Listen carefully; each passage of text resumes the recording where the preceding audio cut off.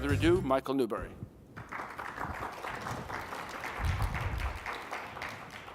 Thank you, Walter.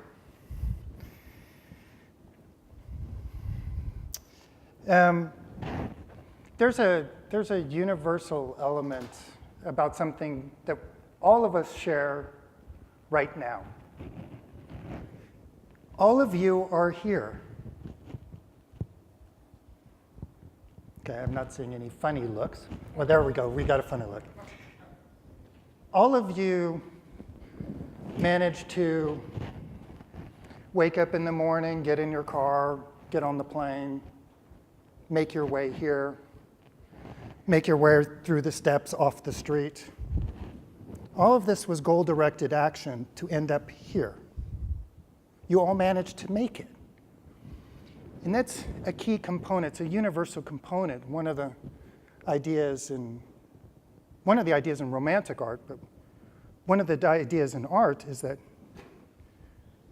artists make things that they envisioned and they try to bring it about. But it's a universal element in human beings that we're goal-directed and that we manage to get from A to B. When we get into more complicated things like psychological things, it gets a little funnier. But I want you to keep in mind that goal direction action is something that's universal in humanity, cave people, Chinese, everyone, communists, doesn't matter. Okay, I want to start off with, okay. So this is a Jeremy Lipkin painting. Oh, by the way, I have all contemporary artists, and there's a huge amount of art that I got to pick from. I mean, just overwhelming. So when I started painting in the 70s and the 80s, there was like a handful of people who painted realistically. There were like 3. And the rest was abstract painters or installation artists. Now there's just all kinds all over the world. They're everywhere, and they have all kinds of expression. Oh, and I have one qualifier that genres in art like romantic or realism or expressionism or all these things, a lot of artists don't fit really neatly into these categories. And a lot of time they want to sabotage them and break out of it and break free. So you're going to see some works that are part realistic, part romantic, part disgusting, part joyous, all kind of, you might see some that are even mixed up. But what we're trying to do is just look closer and get a hint of it, get a sense, a hint of it. So I wanted to start off with some realistic works, and this is Jeremy Lipkin, nude woman sitting in a chair with the hat. Stephen, what do you think of this painting? What are some observations you have? This is a woman, or a little girl in poorer circumstances, and she's mostly in the dark, and we don't get a sense of her as an individual, so it's maybe a stretch that she's trapped in poverty or trapped in lower circumstances. Does anyone else think that she's not an individual?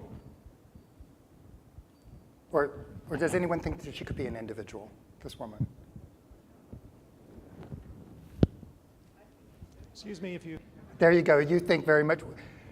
You think very much that she could be an individual. I kind of agree because it's a solitary figure in the painting. It's a solitary figure. She actually reminds me of a young Spaniard girl.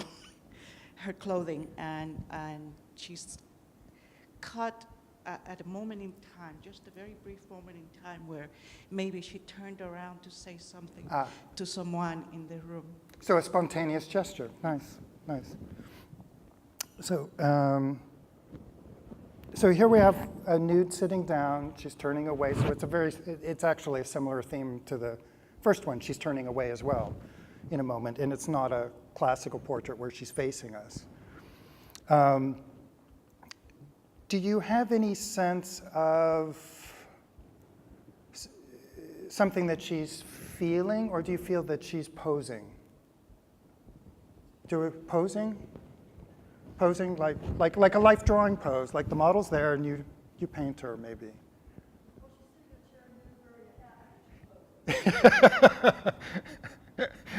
Can you repeat that, Kathy? Come on, repeat that. That's kind of fun. She's sitting in a chair, nude, wearing a hat. I think she's posing. Okay, yes. Is it a beautiful body, beautiful feminine body? Quite. It's quite beautiful, isn't it? The detailing and the posture and the delicacy. So one of these things tells us that the realism sometimes, yeah. She looks tired. Tired, slouching shoulder a little bit, or down. That element could be the realism of the posing. So you're posing for a couple hours, 6 hours, you get a little tired. And this is also Jeremy Lipkin. I think this is his wife, I'm not sure. She is facing us and has quite a lovely detailed face and a lot of contrast in the light and the dark. Do we have a sense of expression here? The figure itself, its pose, is expressive as well as the face. The figure itself, her pose, is as well. The figure is expressive as well as the face because of the way her arm is on her hip and her head is turned slightly sideways as though suddenly paying attention and not really smiling, quite serious. So the whole figure is quite expressive. Right, right. And she's taking she's having a stance in a way. Posture, yes. Okay, this is an artist, David Kassan, Kassan. He's from Brooklyn, youngish artist, probably in his 30s somewhere. And I believe this painting is in the Smithsonian of American portrait art, I believe. The detailing's pretty intense. Oh, well, that doesn't work. Okay, I can't enlarge it. This is a little bit different setting than the one of the Lipkin's paintings. The torn thing. What does someone feel about the background? Stressed, distressed, terribly distressed. Does this woman look like she belongs in the background? Does she look like she's from there or in that setting as a kind of natural setting? Yeah, that's an interesting thing. This is a portrait of the artist's mother. That's in this painting, that's how he sees her in this kind of environment. He may have been using his mother as a model for like a social realistic piece he wanted to do. So he may, be taking distance. I said, well, my mom's a model. She's just modeling. So, but I want to express this kind of distressed Brooklyn, down and out, difficult area. This is also David Kassan, and all these paintings are pretty large, almost life-size paintings, all of them that we've been looking at. This is a young woman, and she's got a similar kind of distressed background. Brooklyn, I would think it's a Brooklyn alley, but it may have been a studio. I don't know where the real setting was. What is she expressing? Disdain? Someone said disdain? Disdain? So cornered and disdainful. Good. And she does have beautiful hands, but they're not having any expression. Maybe the way you look at them and the detailing and the realism is quite elegant, quite beautiful, but her hands are not having any kind of gesture. She's got no strength to hold anything up. She can hold her head up, but not her eyes. She can hold her head up, but She can't hold it up. but she's not holding up the rest of her body. She's letting it fall. So these two paintings, let's see, can I go back? Yes. I thought these colors kind of go together. So I made a bridge from one color to the other, this pink color. This painting is an oil sketch from an ex-student of mine, Melissa Hefferlin. And her pose in this is quite different than the Casson. So Melissa Hefferlin's model, she's in a pose that's also realistic. I mean, she's sitting there, she's posing for Melissa, but doesn't something about her pose say something more to us than, for example, the nude with the hat? Her hands are quite large.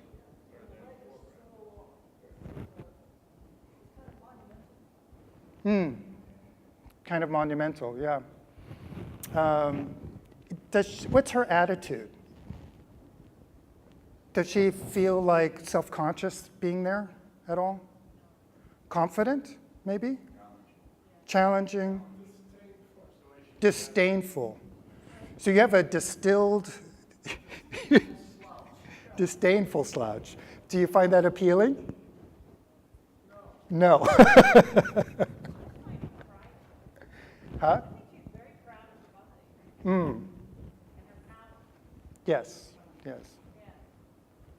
I happen to also know the model and the artist who did it, so I kind of have an inside channel. Yeah?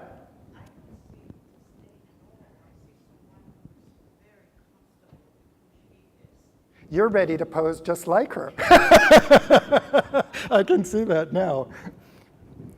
Yeah, so, okay. So this was not really part of my thing. I'm going to digress. This is a recent find of mine. It's a landscape artist from Nigeria. And I think he's a genius on the level of Vermeer. It's incredible. And he sometimes posts on Facebook. His name is Okala, O-L-A-K-A. You can find him on Facebook. And his landscapes, the twilights, they're just, so you see it as a little bit modern, contemporary landscape of a kind of village. And this is another one of his with the sunset or sunrise, either one, and the reflection in the river. Anyone particularly object to this painting or like it? So you see it as a little bit of light against a great deal of heavy darkness. That'd be an interesting thing to share with him. I'll be sure to pass that on to him and see what his opinion is of it, because he's really very opinionated about the political situation in Nigeria. On Facebook, he goes on some things, and they're all pretty dark. But I just wanted to include this. It's hard to make a landscape particularly romantic or realistic. They're mostly realistic. But for me, that has a great feel of translucency and light. That's one of the things I really like. So I had a little detour there. Stances. So now we're whisking from Nigeria to Japan. This is a friend of mine, Hiro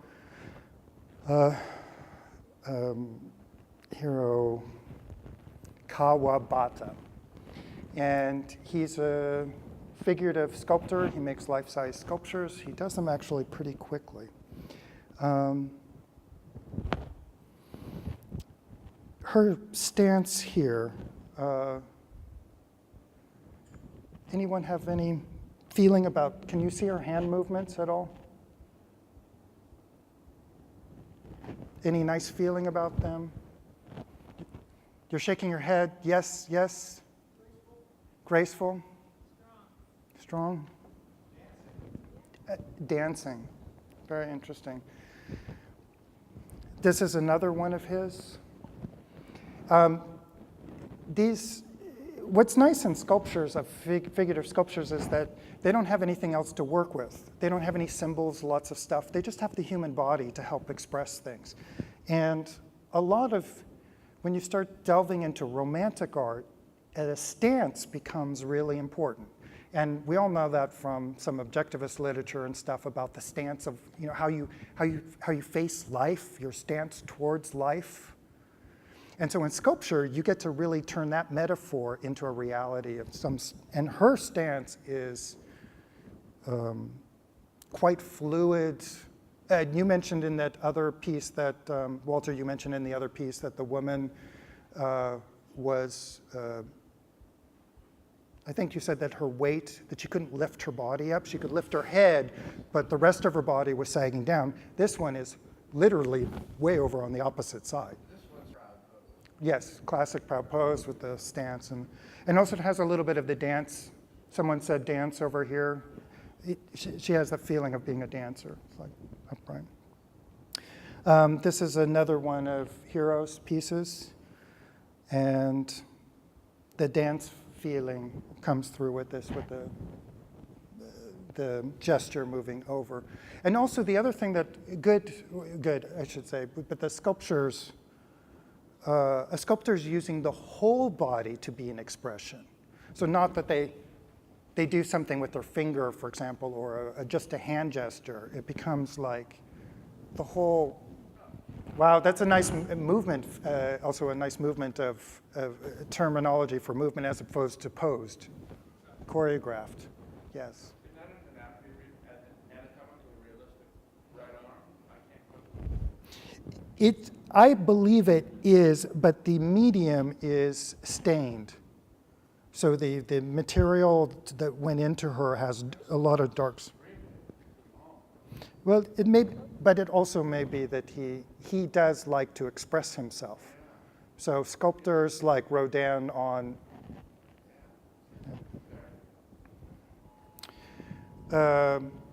This is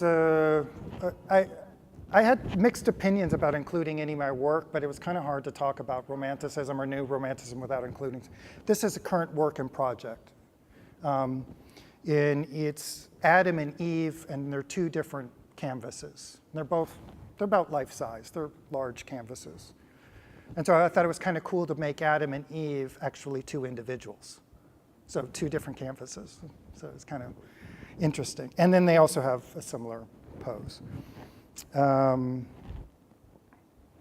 Anyone find it interesting to see the back view between the man and the woman? Anyone here know about the belly button problem? Any like ex-Christians or Catholics here? Huh? I avoided the belly button problem. Yeah, because the Adam and Eve weren't created by God, so they have no belly button. But if you paint a human being straight on and they're naked and you don't have a belly button, it looks very strange. So I solved that problem. Yeah, Stephen.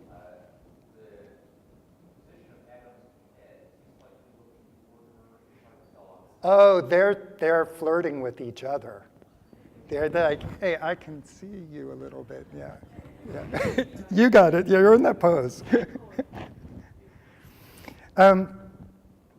So in realism, people the artists kind of just really record what they're seeing. So it could be total chance, or they try to make it look like chance, or they diminish if something's a little too emotionally intense or too grandiose or something. They just tone it down and focus on details. And so gesture becomes a kind of a key element of Romanticism. This was a studio picture. I had the opportunity to be in this studio in the 80s. It's Martin Vagel's work. And that's the man on the right, the standing man on the right, is life size. So it gives you a little bit and a sense of the scale. But she is, of all the sculptors around alive today, she probably has the most expressive sculptures of people, of themes and people. Her name's Martine Vagel, Vaugel, and she lives in France now. A gesture. This is another life-size painting of mine, man moving forward in the darkness. And I think if you look at it, you can notice his gesture.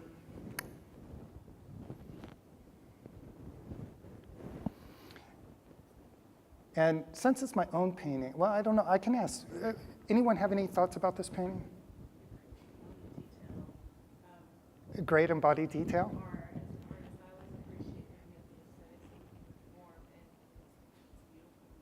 Oh, it's beautiful. Thank you. Thank you. Thank you. Any point about the darkness?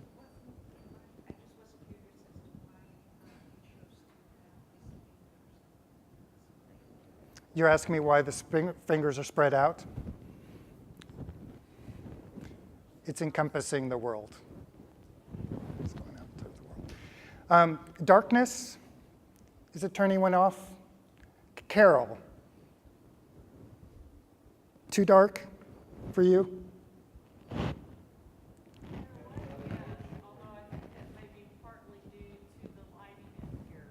Oh, it's really a dark painting. Yeah. Well, I actually did this if you want a little personal background, I did this when I was like really super depressed with the collapse of the economy and struggling to figure out where my rent's going to come from and everything. And I'm like, this doesn't look good. And everywhere I looked, it felt like I was in the middle of oblivion. And so I opted to do this self-portrait, and not self-portrait, but this portrait. And the idea is that he has a spotlight on his forehead. And the idea is that you got to take a step, know where you're going, and think your way through. So just a pinpoint of light. Actually, it's a lot of a Rembrandt influence there, probably for him as well. This is another Martin Vagel sculpture. And this is a good example of the whole entire body being expressive as a tool to express her feelings. Anyone have any idea what her feelings are like? You have any idea? Yeah, you? The tan shirt? Just toss it out. Loss, agony, despair. Anyone else? Yeah? Just loving her existence.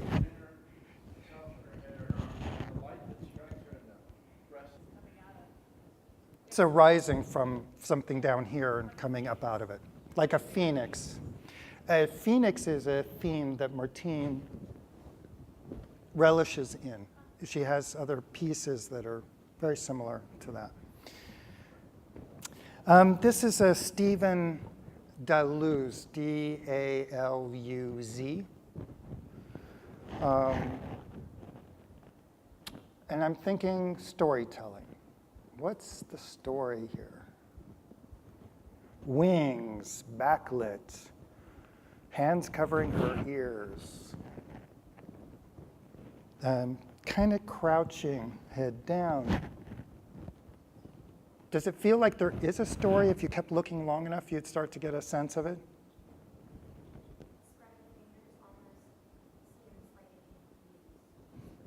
So the expression of the hands on her head give it a sense of feeling confused, and her feet not grounded on earth.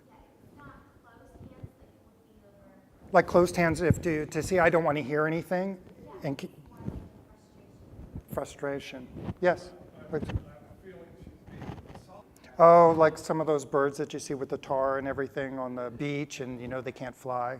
So, oh yes, I think so. I think you're right. She's like on the edge where she could take off, but she's like, sorry, hold on. And she's looking at her own reflection, and she doesn't.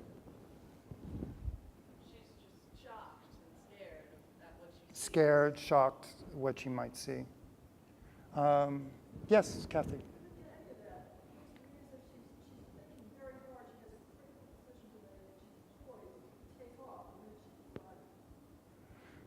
So she's debating and she's like working it out and ready to come to a decision, but she's not there yet. I mean, kind of like the David of Michelangelo, where he's contemplating his next step. Okay, time pressured. Okay, and now Romanticism, I'm not including any dead artists like Delacroix, which is hard to talk about Romanticism without Delacroix, but he has like the Raft of Medusa. Do you all know that? You all know it? Who doesn't know the Raft of Medusa? Michael, do you know it? Oh, that's the Isle of the Dead. with the rhythm going, yeah, no. The Medusa painting is this raft in the middle of the horrible North Sea somewhere in the storm, lots of nude bodies on it, and they're like half dead or all dead or two living, or it's really horrific. And there's a little tiny boat on the distant horizon, so it's like they're like maybe never going to make it. So this is Stephen Asai, and this is Superman.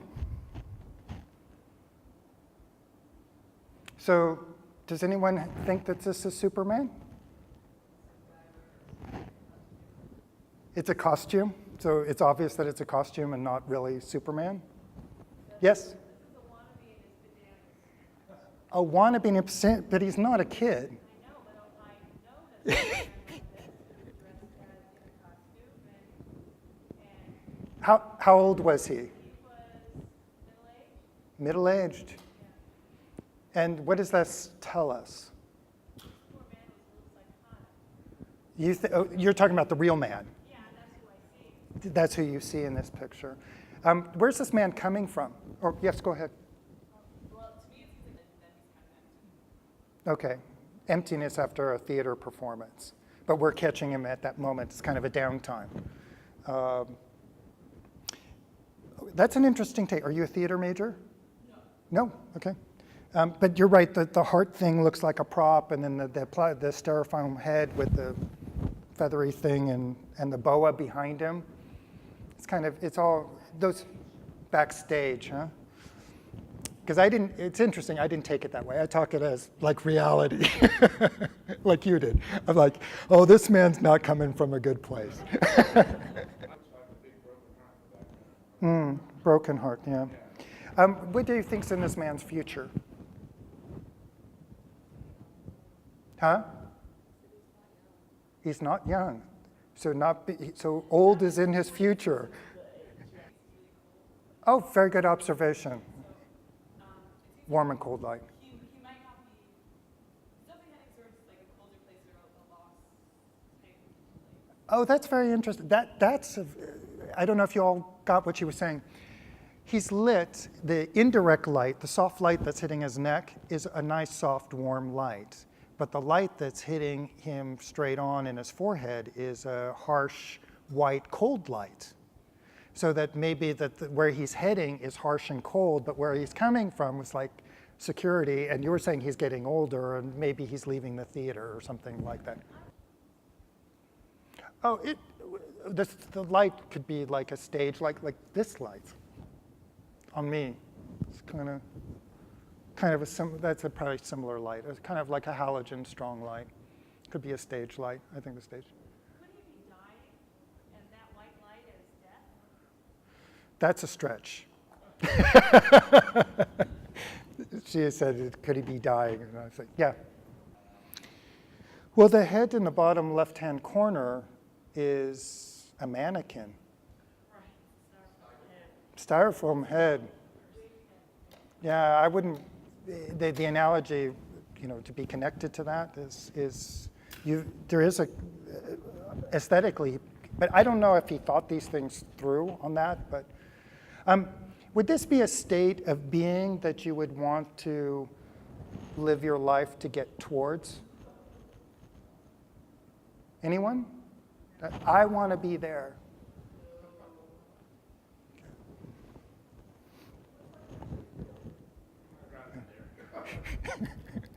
Okay, this is the next piece. This is also Stephen Asai. And it's I believe it's a big painting, 70 inches by, 50, something like that. It's not Eve, not Eve. Holding a plastic baby up against her breast. Yes. Does this painting have a story?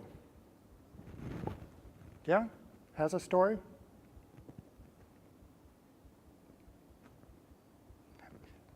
Yes? Illusion, yeah. so that she might have had a child. But we don't know. Let me rephrase the question. Do you feel like even though you might know it exactly, that there is some story, even though you don't know it from the painting? That's a question I really wanted to ask. It feels like there was a before here for some reason. And now she's at this stage. Where's the next stage going? Pretty rough circumstances, right? I don't know how well you can see this. This is a really tough piece. But this is the same artist that did those 3 beautiful women sculptures. This is Hiro's piece. And he was in maybe a mood of depression or something, and he was passionate, and he went there, and to me, it looks like hell. You know, these figures piled one on top of another reminds me of those photos from the people in the concentration camps, Nazi concentration camps, but it's vertical. And he gave free rein to his darker moods. And I wanted to include this to kind of show you that you can't just pigeonhole an artist because of 1 or 2 paintings, or they could have a whole range of things that they express. And he may have also maybe spent less time on this because that's the time he could give it. He couldn't maybe give it 2 years of work. Maybe he could give it 2 weeks of work. I don't know the details, but time factor, I mean, we all know what mourning is. We all know what terrible loss is. We all know what being upset is. I think everyone here. And so it's kind of fun as an artist to just take a moment and just rant. All of you people know how to rant. I think that's universal. So to me, this piece is kind of like he's letting go of his feelings, but it's still, for us, or for some people, it's kind of a tough piece. He used armbands here as he did in the other one, but for a very different purpose. Yeah. They look. They almost look like the like roots of a tree that's been beached, like a mangrove tree. This is a small piece from Martin Vagel.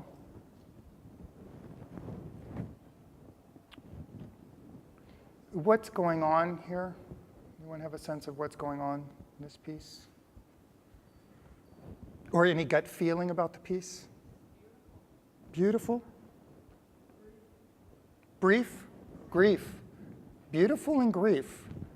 Yeah. It could be grief, but it could also be Relief. Could be what? Yoga? Yoga. Yeah, Michael? The contrast between the body, which seems a Lucretian ideal, and the stance, which seems desolate. So it's almost as if to say that the ideal is not real, and there's a sense of betrayal of the ideal at this point. And so it has kind of an interesting contrast between the beauty and the pose. A little bit of a contrast. So part of distortion and grotesque, and then you're saying grief. Okay. If this was a story, any sense of what went on before? I'm stretching. I am not sure you would see one, but I have a real sense that this is tremendous strength in its last effort to resist being completely beaten. And the position taken is one of the strongest the body can take. In a triangular position with both legs and both arms, supporting it with strong shoulders held out. But to me, it looks like the last resistance against defeat. so it kind of almost a desperation towards health, or Someone who might have been in a tremendous battle and was wondering if they can go one last round or whether it's it. so I'd like to share with you the title of this piece, Abandoned Birth. Abandoned birth. Yes, abandoned birth. Yeah. So she had an abortion. Yeah, but it's heartfelt. Okay, so we have, in Romanticism, it's not all a clear path. It's not just one way. It can be have all mixtures of emotions. Artists are people. They have different feelings and different goals and things that are important to them. So we have some mixed things. This is one of my paintings. It's a large painting. It's like 8 feet by 5.5, 6 feet. It's quite large. And it's 1984, so I did a long time ago, because half this room was born around before then, or after then. It's telling a story of sorts. It's heavily influenced by Rand and Chandler, Raymond Chandler. The idea of the 1920s, 1930s. Anyone think it's going to be a rape scene? Oh, well, yeah, you hate this painting. Carol's one of my biggest fans, and she hates this painting. You don't like it either, okay. My mom hates it, too. The guy that owns it loves it. Well, in this painting, I tried to tell a story that was filled with like symbolism and all kinds of things, is that I thought, no woman who's afraid, yes, go ahead.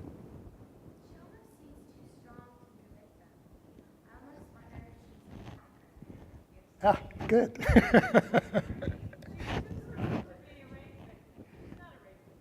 Yeah, yeah. Is there anything symbolic, anything that you could see that might indicate that she's not too worried? Chin up. Well, actually, we can't see the detail. They're kind of like that kind of smoky look, half closed. If you, for the ladies out here, if you were going to be raped, would you drop your purse? Would you drop your purse? With your ID in it? Your keys? Well, no, but, well, okay. But anyway, I tried to like put in a symbol that, yeah.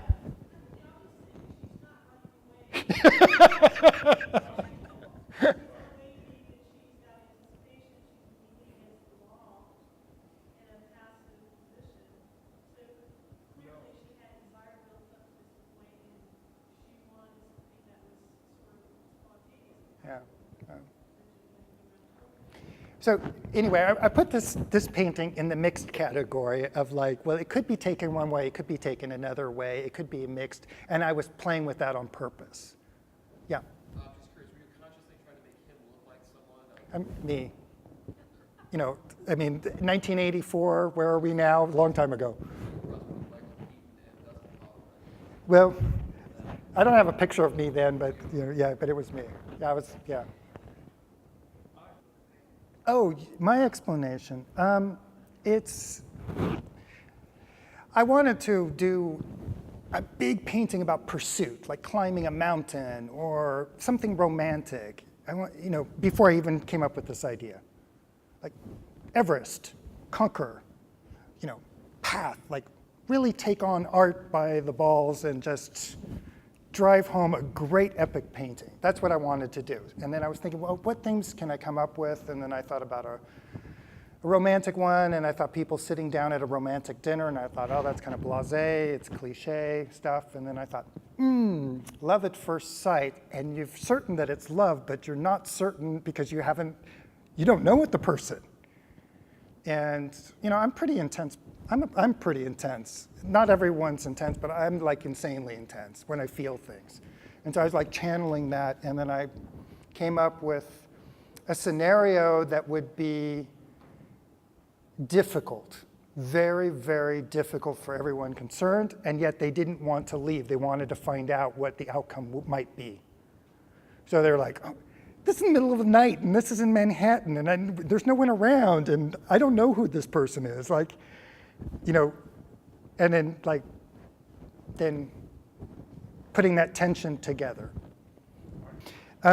This is a wonderful painter that does conflicted things. he takes other paintings like this Starry Night and Picasso's painting, and he morphed this woman into a part Picasso and part into realism. And he's a brilliant guy in doing anatomy and figures. And so I'm going to run through a couple of his pieces. And that's that famous one with the Van Gogh's room, and this woman there. His name's Cesar Santos, and he's Miami. He's a Cuban import. And this is a de Kooning painting in the background. This lovely nude is spray painting it. Obviously, not thinking too much of, it's just spray painting. Francis Bacon, anyone recognize the Francis Bacon? Yeah. So this is a Francis Bacon. He used a Francis Bacon painting and copied it and put this lovely woman in it. This is Stephen Asai. Oh, sorry. This is Stephen Deluze. We had one of his paintings earlier. And I thought this was kind of mixed. It's kind of morbid in a luminous way. Two beautiful women, and it's just kind of eerie the way they're intertwined and put together. I'm heading out to sought-out states. I started this talk talking about that you all came here, and you're here, and you successfully got here. But if you had, okay, I have a question for you guys, and not everyone can answer, but if you had a year to make a painting, or you had 2 years to make a painting, an artwork, what moment in your past experience or life would you pick? You've had millions of moments. If you were to pick one, what would it be? So it's different than like drawing a glass of water with a flower in it, unless that flower had insane symbolism to you. It could be sexual in nature. It could be about love. It could be about a first job. It could be about riding a bicycle in a beautiful place in the shadow of the trees, and you're like, I'm in heaven. I think that Romanticism and the new Romanticism is about states that you want to experience, where you want to go to them. It's not something that you felt intensely that you need to get off your chest. It's somewhere you want to go. So I'm distinguishing New Romanticism from Delacroix with the raft and the intensity and the difficulty of it. And some of you have seen this piece, I think, yesterday. Alex's, yeah. This one or a different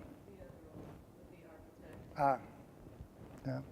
And so, this Brian Larson with the wonderful view of this little girl has the possibilities of being creative and productive and being an architect and rising up. Let's see if I can wrap this up. I had an interesting, anyone here want to share one moment that they would paint?